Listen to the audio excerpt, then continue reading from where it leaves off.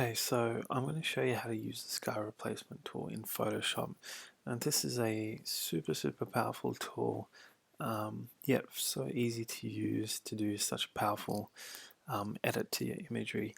I've got an image here of me and my sister in Sri Lanka, and I'm looking to slightly edit the sky here in this background, just as an example. So I'll show you how to do that. So what you need to do is double click on the background layer, which is locked here usually, as you'll see this in your layers panel here.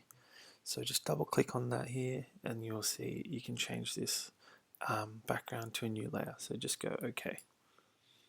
And then here you can rename it.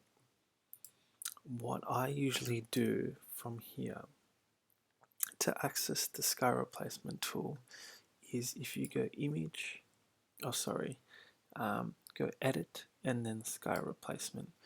So in this menu, this is where you can literally pick and choose different presets that Photoshop gives you to actually pick and choose options. So there you go, it's already edited and you can kind of see what it sort of gives you right off the bat.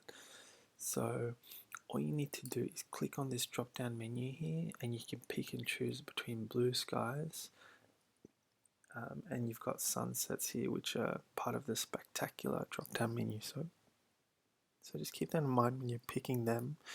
You can choose between two different styles. You can see it's slightly slowing down my machine in this instance because it does take a little bit of processing power to do it, but you don't need to do anything like selecting or using the selection tool to choose the sky.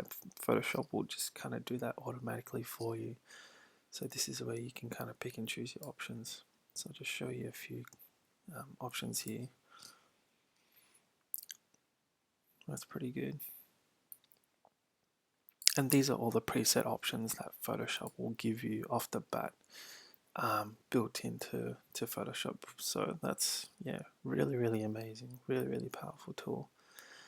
And if you're looking for something a little bit more simple, you can pick and choose your options from blue skies as well. So this was obviously at dusk, at sunset, so these obviously don't make too much sense. But I think Photoshop uses a bit of AI to sort of make these a bit more adaptable to your imagery here that you have placed on the canvas. Okay.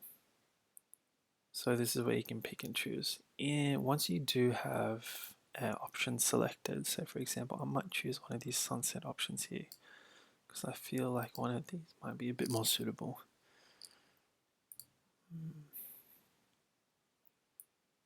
I did like the one that I picked previously. I think it was here.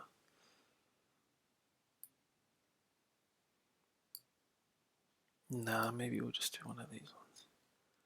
Yeah, that's pretty good. Okay, so we're happy with that. We'll just go back and click back onto this menu and then you can change your shift edge, which basically edits the, I guess, the apex point of the sunset. So you can kind of make it a bit more inconspicuous. And then your fade edge. So there's a lot of detail you can change.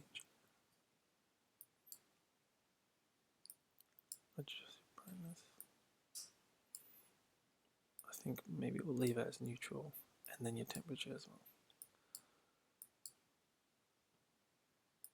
I think in this instance, cooler the better. You can make it bigger or smaller. But I think in this instance, we'll leave it a bit more neutral.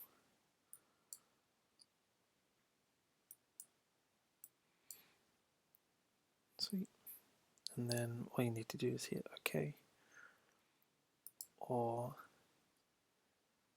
if you want to use the sky brush, you can.